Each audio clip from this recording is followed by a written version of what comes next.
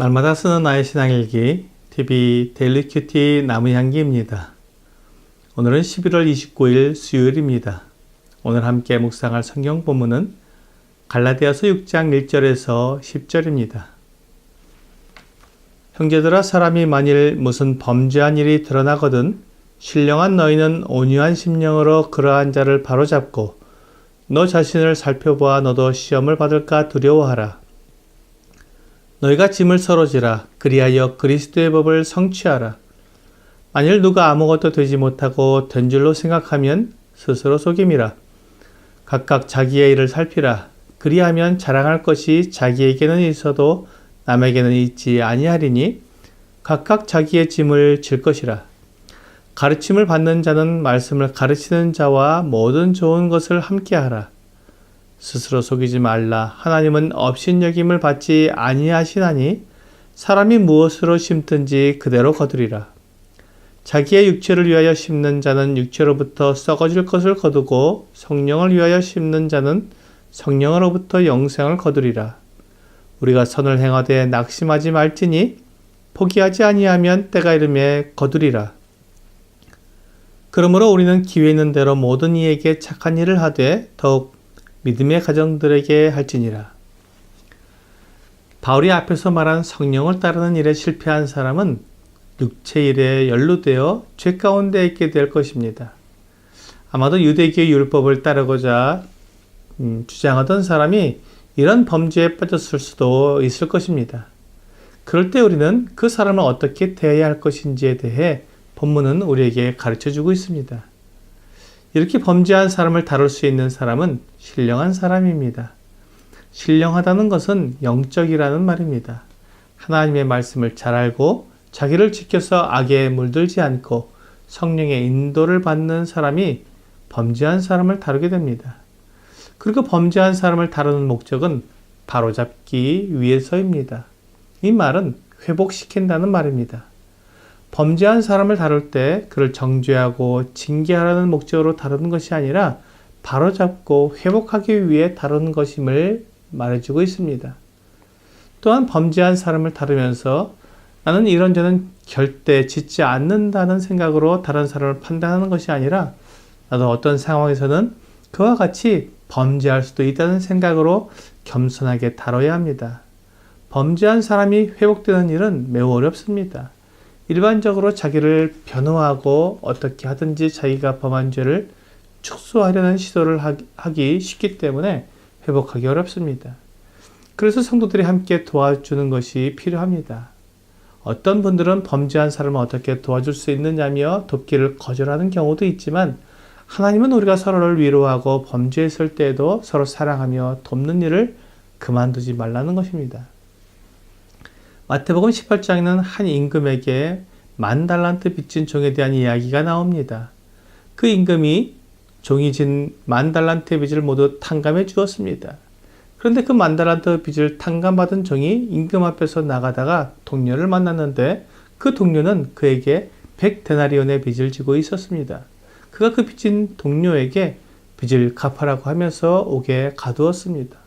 이 소식을 들은 임금님이 그 10,000달란트 탕감받은 종을 불러 이렇게 말했습니다. 32절과 33절입니다. 이 주인이 그를 불러다가 말하되 악한 종아, 내가 빌기에 내가 내 빚을 전부 탕감하여 주었거늘 내가 너를 불쌍히 여김같이 너도 내 동료를 불쌍히 여김이 마땅하지 아니하냐. 하나님께서 우리에게 요구하시는 것은 서로 용서하며 서로를 받으라는 것입니다. 비록 범죄한 사람일지라도 그가 성도라면 하나님이 용서하시는 것처럼 우리도 용서하며 회복할 수 있도록 도와야 합니다. 우리가 이렇게 할 때 하나님께서 기뻐하시며 영광을 받으시게 됩니다. 바울은 말씀을 가르치는 자와 가르침을 받는 자가 어떻게 서로를 사랑할 수 있는지 가르쳐주고 있습니다. 가르침을 받는 사람은 가르치는 사람과 모든 좋은 것을 함께 해야 합니다. 디모데전서 5장 17절과 18절은 잘 다스리는 장로들은 배나 존경할 자로 알되 말씀과 가르침에 수고하는 이들에게는 더욱 그리할 것이니라. 성경에 일렀으되 곡식을 밟았다는 소의 입에 망을 씌우지 말라 하였고 또 일꾼이 그 삭슬 받는 것은 마땅하다 하였느니라 고 말씀하고 있습니다. 교회를 돌아보고 가르치는 장로들을 배나 존경하며 그들에게 필요한 것들을 공급하라는 것입니다. 이렇게 하면 하나님의 말씀이 교회 안에 풍성하게 되며 성도들이 말씀으로 잘 양육되어 교회가 영적으로 성장하게 됩니다. 성도들이 영적으로 강해지고 성장하게 되면 잘못된 가르침이 들어올 때 그것을 막고 대항할 수 있게 됩니다. 이렇게 교회가 세상을 이기게 되면 하나님의 말씀이 힘을 얻어 많은 사람들이 주 예수님을 믿게 될 것입니다. 이렇게 범죄한 자들을 다루고 성도들을 용납하며 서로 사랑하고 특히 말씀을 가르치는 자에게 합당한 공급을 할 때 무엇으로 심든지 그대로 거둔다고 말씀하십니다. 이 모든 일을 성령을 위하여 행하는 사람은 성령으로부터 영생을 거두지만 육체를 위하여 심으면 썩어질 것을 거둔다고 분명히 말씀하십니다. 심은 대로 거두는 것은 누구나 알고 있는 보편적인 진리입니다. 이러한 진리가 영적인 영역에도 그대로 적용이 되는 것입니다. 육체를 위해 심으면서 영적인 것들을 거두고 싶어 하는 것은 욕심입니다. 영적인 것을 심는 사람을 보면서 허비한다고 말하는 사람들이 있습니다. 하지만 하나님은 분명히 영적인 것을 심으면 영적인 것을 거둔다고 말씀하십니다. 에콰도르 미전도 정독에게 선교하러 갔다가 순교한 짐 엘리엇은 영원한 것을 얻고자 영원할 수 없는 것을 버리는 사람은 바보가 아니다 라고 말했습니다.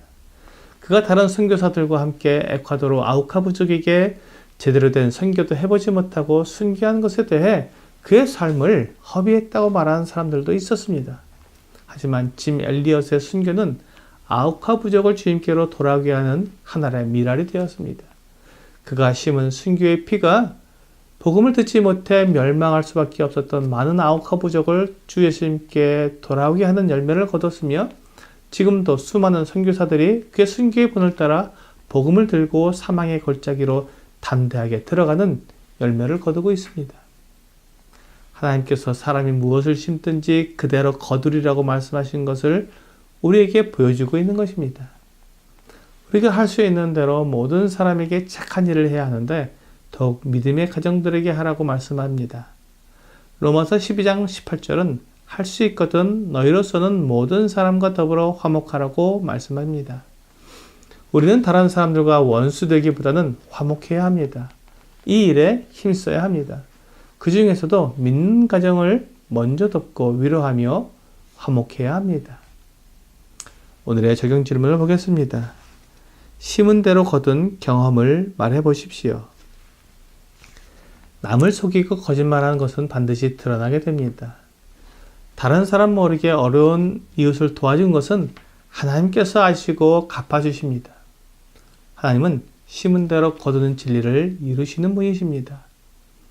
오늘 할 수 있는 대로 다른 사람에게 착한 일을 행하며 육체의 일보다는 성령을 위해 심어서 하나님으로부터 영생을 거두는 여러분과 제가 되기를 주 예수님의 이름으로 기도합니다.